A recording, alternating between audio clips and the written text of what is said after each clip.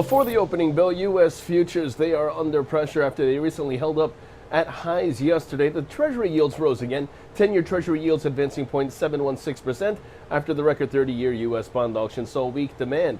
This all as advancers once again ahead of decliners. Now, taking a look at the after-hours market, Applied Materials reported third quarter adjusted EPS up to $1.06 from 74 cents a year earlier on sales up to $4.39 billion from $3.6 billion a year ago. Tesla, meanwhile, upgraded to equal weight from underweight over at Morgan Stanley. Meanwhile, in terms of expectations today, there's no major earnings expected, but on the economic docket, we do have a bit of a busy session. 8:30 in the morning, we have the release of U.S. retail sales figures as well as non-farm productivity. 9:15 in the morning, we have the release of U.S. industrial production figures. 10 o'clock in the morning, the release of the Michigan Consumer Sentiment Index. That's the preliminary read. Now, taking a look at the markets, the S&P 500 is where we begin. Intraday, that sees its key resistance at 33.82.